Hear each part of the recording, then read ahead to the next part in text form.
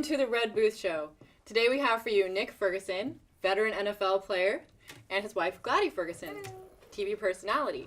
So welcome. Thank you for coming on the show today. Oh, thank you. Thanks for having us. Yeah, it's so cool. I'm so happy that you guys are here. It's awesome to be here. Yeah, I also love the fact that I get to have you, and you get to talk about your football career Yes. and everything and what it's like to have your wife with you along through all of this, from her perspective as well. That's kind of cool. Yeah, you know what? It is a very unique thing. And seeing that we're on the football topic, I say this all the time about my wife, is in football they talk about outkicking your coverage. Any man that has married up, he's done exactly that. He's outkicked his coverage. So I've outkicked my coverage with my lovely wife here. So yeah, that's great. That's fantastic. Well, Glady, you're such a gorgeous TV personality, and I know that you worked on the Gem Shopping Show. Is that correct? Yeah, Gem Shopping Network. I did for several years, selling jewelry and romance and all that good stuff. So I would love to hear about how you got into the NFL. Like, what was the story? Wow, story. How much time do we have? No, I mean, growing up as an inner city kid, I've had so many people in my family kind of, push the sport. So I kind of gravitated towards it. But my life and my flight to the NFL is a story that you really don't hear that often. I wasn't drafted. I started out going to school in Morris Brown in Atlanta. And the strange thing about that school is not even in existence anymore. I mean, they've lost their accreditation. Yeah. Oh my God. Yeah, and after being there for a couple of years, I decided, listen, I have something bigger dreams and aspirations, and I'm not going to get that sitting here at Morris Brown. Mm-hmm. So there was a school about 5 miles away, Georgia Tech. Mm-hmm. So I used to bum rides to get to Georgia Tech, and I came up with this own videotape, and I sent it to the coach and say, listen, I'm really committed to this craft, and not just for football, but as a student as well. And as luck would have it, I got a chance to go to the NFL. But here's the tricky part. I wasn't drafted.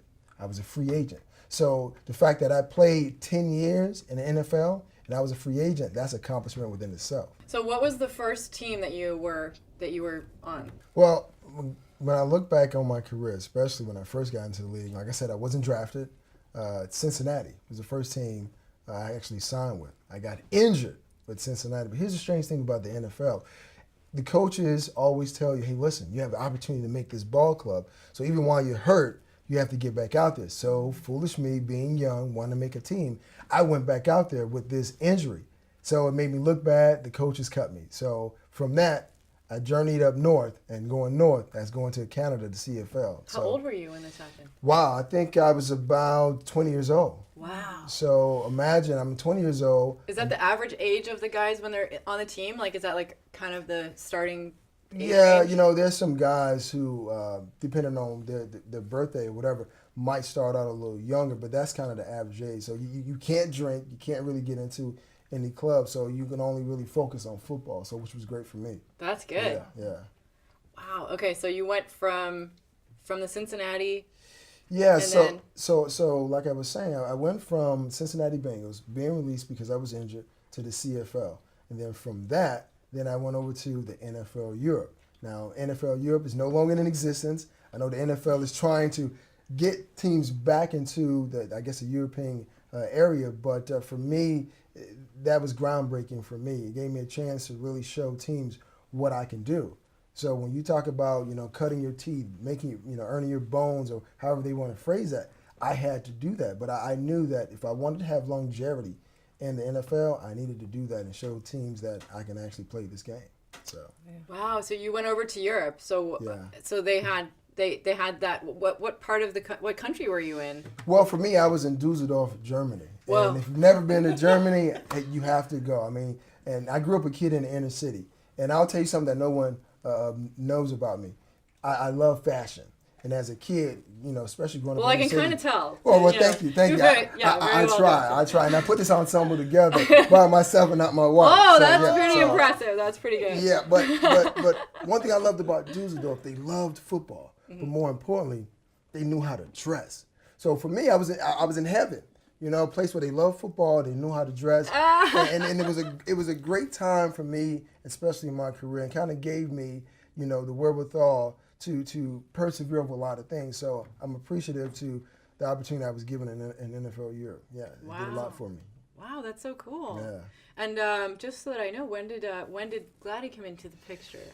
Well, my wife didn't come into the picture until like several years later. Yeah. Okay. Because you got to think, at that time I'm single, so I can travel and do all these things to try to get my career on the right track. But then I met this lovely woman. But here's the strange thing again. I was involved with another person when I met my wife. Now, yeah. Juice on the red food. Real juicy. But the thing was that when I first met her, you know, like I said, we were seeing other people, but I wasn't trying to kind of really get to know her. It was the first woman I've ever sat down with and actually had a lengthy conversation that was really meaningful. But before I get to that, I have to go back and backtrack just a little. How we met. Okay. So I talked to a friend of mine named Dorsey Levis, running back for the Green Bay Packers, and the night before, I kind of nudged him to have this party at his house, and lo and behold, who knew that I was my wife there? But at the party, I'm minding my business. I'm not trying to meet anyone. We just completed the season. I'm trying to relax with my friends. And then all of a sudden, there's this gorgeous group of girls. And any single man knows, when you see a gorgeous group of girls, it's hard to kind of separate one from the herd. Yeah. So what happened was, as fate would have it, I didn't have to do that. Someone had did that for me. There's a guy, will not mention his name. He went up to one of my wife's friends who was with her at the time, and he said this: "You look like a tall glass of water. I would like to drink." Oh my gosh. Yes, yes. Oh my gosh. Yes. So if anyone is watching this out there, which I know they will, please, no lame pickup line. Definitely no lame. Yeah, no I was lame gonna say pickup lines. that didn't work out for him, I'm guessing, right? Well, No. no, it didn't work out for him, but it worked out, as you can see, for me. So they came up to me and asked me, okay, well, tell us something nice. And I'm just like, well, who am I? Who nominated me, Casanova? So as you can see, with my wife, when she smiles, it's just this radiant smile. Yeah. So what I said to her, I said, well, you have a smile that can light up a room. So that got him laughing. Now, I knew from being a single man that all you have to do to break the ice is to get a woman to laugh. So even though I wasn't trying to hit on her, but the ice was already broken at that point. Lo and behold, a couple of minutes later, she comes back to me. We sit down on the sofa. We have 2 hours and 30 minutes discussion. Now, mind you, all these people around us, party is going on, but I'm just focusing on her. And I say to myself as she's talking, wait a minute, why couldn't I have met her a year ago? Because you have to understand, rarely do you meet someone for the first time. You sit down and have like an in-depth conversation. We talked about camping. We talked about politics. One thing we never talked about was the fact that I had a girlfriend. Uh-oh. I didn't bring up, and I didn't bring up that I had a boyfriend. But Well, yeah. At that point, you're just talking. Yeah, so just talking. There you go. Yeah, That's right. yeah. Right. So that was the gist of how I met her. But my wife's never seen this movie, When Harry Met Sally. Oh, Yeah. Great movie. And to me, that is definitive of who we are and how we met, because the universe kept pushing us together, kept pushing. I would see her for 6 months, and then I would leave. 9 months, and then I would leave. But, And so were you already playing, what team were you playing for at that time when you guys met? Well, I was playing with the Broncos at that time. When we Okay. met. Yeah, I was just starting out with them. Yeah. Wow. So, yeah, it was very... That was an exciting time. Yeah, very, so cool. very exciting time, yeah. And did you already know, when you met him, did you know he was a Broncos player, or did you guys find that out while you're sitting on the couch? I assumed so because we were at a football player's house. Oh, and my okay. girlfriend had dragged me to the party, and I had a boyfriend, and I was like, okay, great. Yeah. But we wound up talking. It was so interesting that afterwards, when we started to continue to see each other, I was like, I really like him. And so at some point along the line, we both were separated from our partners and just met again in a random situation at another party. That's the universe. You can't. When the universe is pushing you together, Well, you made a connection. Yeah, made a connection. Yeah. Yeah. So and that connection has allowed us to stay together. So which is kind of difficult sometimes, because once you form a union, most people think marriage, you think all ball and chain, it's going to be hard work, but no, this isn't hard work. This is how marriage should be. Should be so easy cool. flowing. Yeah, yeah. So that's really unique, like how you guys ended up coming together, and I kind of want to hear from the ladies' side what that was like for you. Well, it was a romantic jaunt through the house of Dorsey Levins, and we walked. I was walking to the bathroom actually, And I met Nick coming out of the bathroom, and we just started chatting, small conversation. And then it just continued. The conversation continued and grew, and we talked about, like you said, camping and fishing and all kinds of stuff that I had not standardly talked to guys about. Usually guys are like, so la la kulaka, you know, sort of pickup lines, right? And all this sort of flowing of energy. But he didn't do that. And it was just a really cool, intelligent conversation. Yeah. Which was like, wow, that's really sexy. So I really liked that. And then he said, okay, well, I'm leaving. And I was like, but, I need your number. And he didn't give me his number because he didn't have a girlfriend. I mean, because he had a girlfriend and he didn't want to sort of cross that line. And so I just gave him my business card and said, if you ever want to buy a watch, I was selling jewelry at the time. Oh my gosh. Come see me at my store. Oh and then my gosh. he took that card and, Really? Toss it out. Good the man. window. I mean, I'm just saying, that's good. Good on you for that. Well, the reason I did it because I've already prided myself as being, you know, one woman, one guy type of thing. And I never thought about cheating. I mean, I saw a lot of things happen when I was a kid with my mom, and so I didn't want to do that to anyone's daughter. Yeah. But at the same time, you know, we all feel that edge of temptation. Yeah. Right. And I said, I just want to remove that edge of temptation. Yeah. And I just tossed the card out the window. Wow. Lo and behold, I didn't see her again for about, what? months. Yeah, Like 6, just 8 randomly, months. months later. Just randomly. Yeah. Yeah, so that's pretty much, once again, going back to when Hallie met Sally, but that's how it was for, you know, a lengthy period of time. I would see her, then disappear, see her, disappear, and I'm like, look, man, the universe is trying to push us together. Yeah. So we might as well just go ahead and form this union. Yeah. So, yeah. Yeah. And what were you doing at the time? Were you on the show, doing your jewelry show at that time? At the time, I was actually working at a jewelry store. Okay. Bailey Binks and Biddle, and then transitioned and started working at Gem Shopping Network, selling jewelry on air. That's So fun. That's so cool. So great, yeah. So then you were playing in the Broncos, and how long did you play in the Broncos? Can you tell me more about what that was like? Well, I played for the Broncos for about 5 years, and I mean, I love the Broncos. They gave me an opportunity to play and continue my career, but some of the best football fans out there. I know the Packers fans or Chicago Bears fans would say that they're the best fans, but no, Denver Broncos fans by far the best fans ever. So, but it was hard when we first started dating to try to lure her away from that job, because now you're talking about, you know, she's working. I've always wanted a woman who wanted her own career. That was a key essential, especially after some of the women I previously dated. But it was hard trying to pull her away from that. And she probably could tell you more about it, because now you're trying to put your life and your security in someone else's hands, and that's a scary thing. Yeah, it's like taking that plunge for love, right? You always have the question of like, how much am I going to give right now? Yeah. And for me, I had this career that was blossoming at Gem Shopping Network, and I became a primetime host, and I was like, you know, really doing great. And so what we wound up doing is I just commuted from Denver, and it worked out great in the end, you know. Wow. And I got pregnant, had babies, and So That's so cool. it was pretty fun. So where did you have to travel to and from during that time period? So I basically traveled. We filmed in Georgia, and I traveled from Georgia to Denver, or vice versa. Once I moved, Wow. Yeah, every 2 weeks. Oh my It was intense. gosh. So fun though. 'cause That's a long way to go. Yeah. It was cool. I had both the best worlds. I was with my fiance finally, and then I was filming and still working, so it was cool. That's so cool. I remember I went to a Super Bowl here with a bunch of people, and it was when the Broncos won, and me and my girlfriend were the two that were rooting for the Broncos out of everyone else, and we were the girls, you know. It's just like really funny. Like we're like, whatever, they don't know what they're talking about. We got close one year, that in 2005. That was like, why bring that up? no, because it was an epic moment, because it was such a great success for the team. Yeah. I mean, you get to the point where the game before the Super Bowl. Yeah. That's exciting. It is exciting for everyone else, and exciting hearing you talk about it.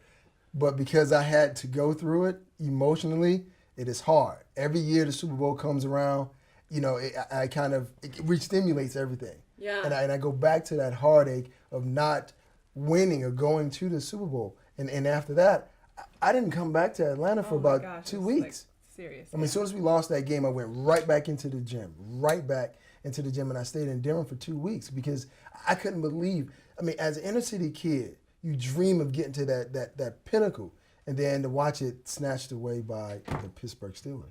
Oh. So. But you were so close. I mean, it's a huge accomplishment. Yeah, it is still. Wait a minute. There's no moral victories in sports. There's no such thing as moral victories. Either you win or you lose. That's it. Wow. And we lost. So, Well, I was excited. Yeah.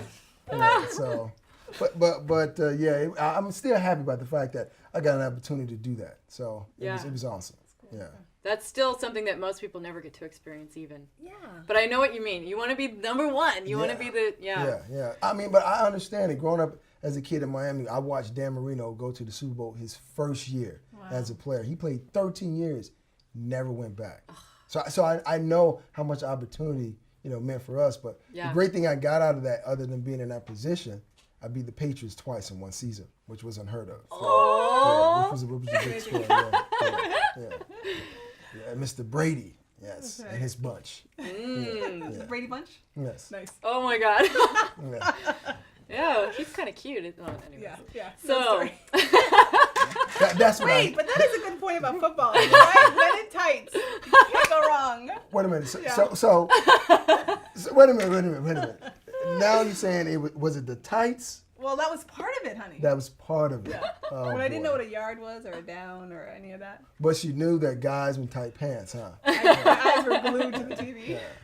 Yeah. It's not a hard sell. Yeah, that's the part that I noticed too when I'm watching. That's right. Yeah. So you don't know what's going on the field. All you know is there's 22 guys on the field and they're all wearing tights. I would love to hear more about how it was for you on the Broncos. Well, I mean, Broncos, a great experience. Once again, like I said, the best fans in the NFL. I love the opportunity. And the fun is, here's a quick story. I remember walking through a Target in Denver, and these guys kept following me. And I'm going down aisles and aisles trying to dish these guys. And I'm like, wait a minute. I mean, if someone's stalking me right now, and then one guy came down the aisle, and he was just kind of like he was browsing, and I just kind of waited patiently, and he was just like, excuse me, are you Nick Ferguson? And I said, yeah. And then these two other guys come from around the corner God. yeah, I told you that was Nick Ferguson. And I said, what's up, guys? Can I help you? And it was like, can you sign a ball for us? And I was like, all right, cool. And the great thing about playing in Denver, once again, they love their team, but they allow you to be yourself and who you are. If they see you with your family, they may come up and ask for an autograph, and that's it. Yeah. But, Denver was totally awesome. Totally awesome place to play. Fun. Yeah, it's so fun. Yeah. Okay, here's another thing that made Denver so spectacular. One, I got married in Denver. My son was born in Denver. So that's why Denver holds a special place in my heart. So yeah. Yeah, and at our wedding, it was during a blizzard, and he was dancing the first dance. He had a huge leg brace on. Whoa! Imagine. What happened? How did the shimmy? Yeah. When you have a leg brace on your leg, that's all you can do is shimmy. So, yeah, that's all you can do is just slide and shimmy. Slide, yeah. So. Well, I'm guessing you had the leg brace on from something that happened. Yeah, it was an unfortunate accident. Intercepted the pass playing against the San Diego Chargers, and I go to stand up, and I realize, okay, something isn't right. So I go to the sideline. I tell the doctors something's not right with my knee, and they're telling me, well, Nick, is not swollen. So they do this test where they check all your ligaments and make sure everything is flexible. Everything was great, but I said, you know what? There's a problem. And then I looked at the faces of my teammates. John Lynch looked at me. Champ Bailey looked at me. My coaches looked at me. And it was a division game, so you got playoffs contention on the line. So I was like, barbecue and mildew. So I had to go back out there. A quick anatomy for you. So you have these two bones. The meniscus is a gel piece that's like as though a buffer between the knee. So what I did, I tore a piece of that. So without me even knowing what was taking place, every time the ref, blew the whistle, my knee would shift back in. Ooh. And every time the play stopped, oddly enough, it would go out. So it did this for 48 minutes of the remaining portion of the game. Amazing. It's like pure willpower. Yeah, it would go in and go out. And for me, it was terrifying because I was playing against San Diego Chargers and LaDainian Tomlinson. And if you've ever seen this guy play, he was like the human joystick. And you don't want to be on his highlight reel.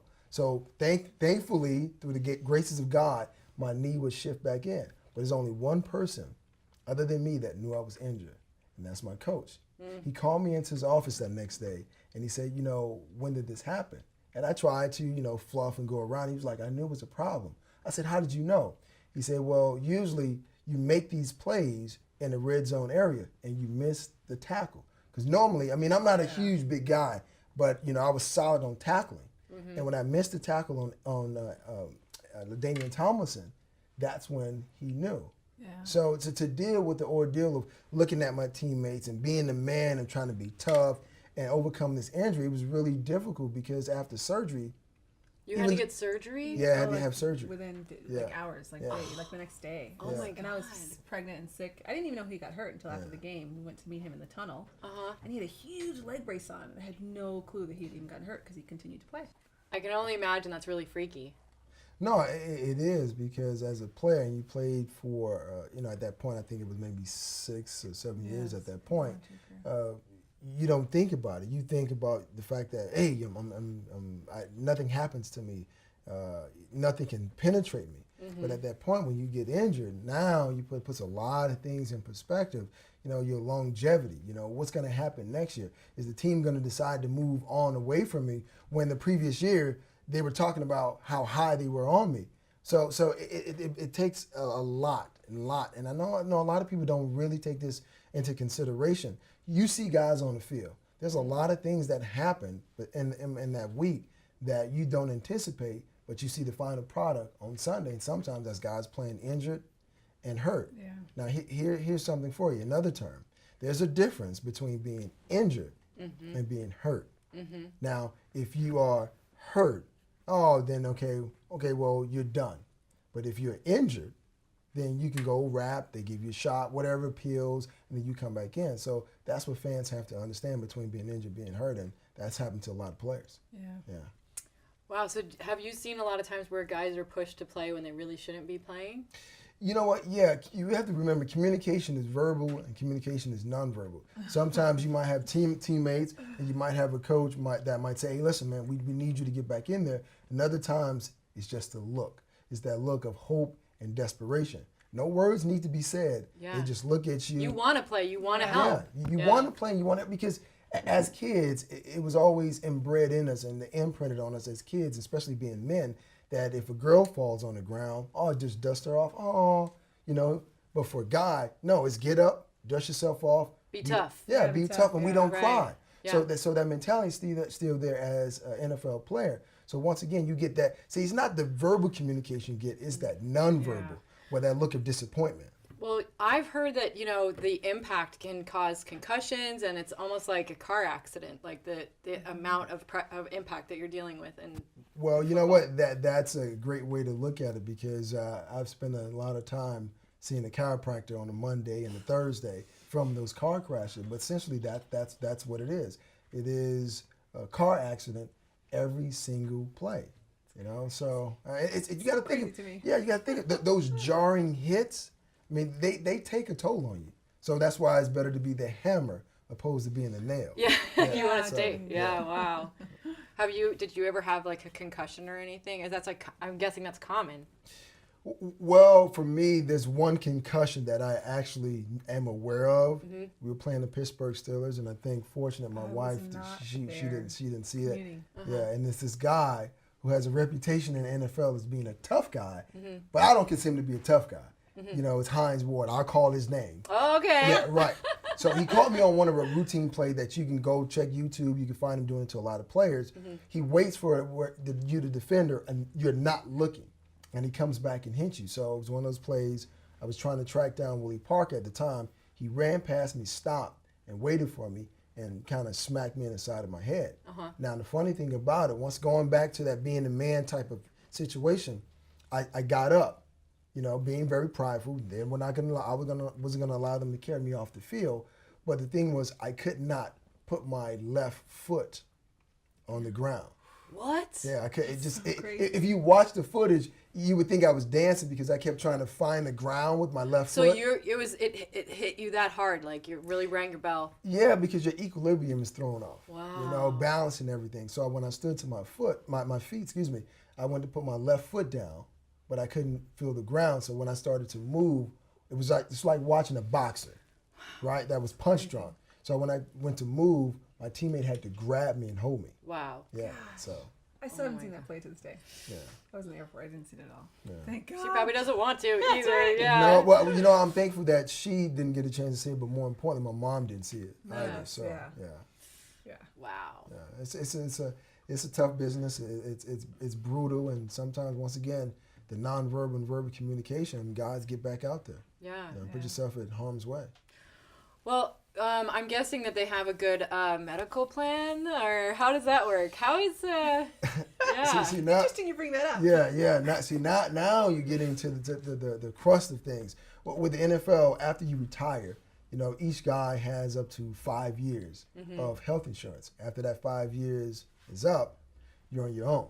That's why I believe it was a year ago where there was a strike in the NFL. Guys were trying to get better health benefits. Well, a lot of fans think that every player in the NFL is making $1 million. It's not so. Like, it's only a small fraction of your big money earners. Everyone else is kind of making $400,000, $600,000 in comparison to someone who's making $50,000. Right. That's a lot of money. Yeah. But for what you have to put your body through week to week, cold weather, they don't care, injured, hurt. You get out there and play. That can be long-term injuries that you're sustaining. Plus, I mean, your career is only going to be a certain amount of time. Right. So it's like you're trying to earn all that money in that short period of time. I think most players' careers are only, 3.5 years?